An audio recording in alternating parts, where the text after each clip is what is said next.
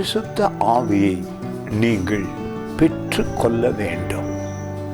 ஆவியில் நிரம்பி வாழ கிறிஸ்துவ வாழ்க்கையிலே பழக வேண்டும். இயேசு கிறிஸ்து பரிசுத்த ஆவியை தேற்றரவாளராக, பலப்படுத்துகிறவராக, ஆறுதல் அளிக்கிறவராக, ஆலோசனை கொடுக்கிறவராக, உதவி செய்கிறவராக நமக்கு அனுப்பியிருக்கிறார். அவர் உங்கள் ஆவியிலே தங்கி இருக்கும் பொழுது பரிசுத்த ஆவியிலே மூழ்க பழகி கொள்ள வேண்டும். அருமையான ஒரு வார்த்தை இது. உங்கள் உள்ளத்தை மிகவும் ஆறுதல் படுத்தும். பரிசுத்த ஆவியானவருங்கிற காரியத்தை நீங்கள் தியானித்து பெற்றுக்கொண்டால் உயர்வு, மகிழ்ச்சி, பலன், உதவி, சந்தோஷம், ஆறுதல், எல்லா நன்மைகளையும் பெற முடியும்.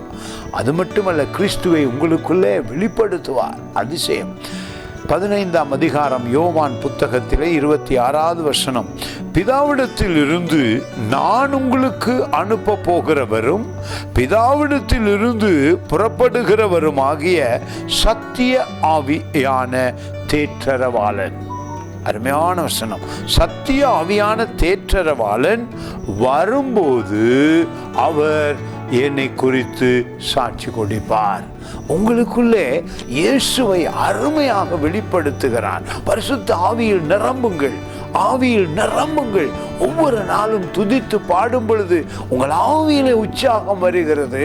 பரிசுத்த ஆவி ஒரு நபர், அவரை நீங்கள் ஆராதிக்க பழக வேண்டும். பரிசுத்த ஆவியிலே நிரம்பும் பொழுது மகிழ்ச்சி, பலன், சுகம், உதவி, நன்மை எல்லாம் வருகிறது நமக்குள்ளே.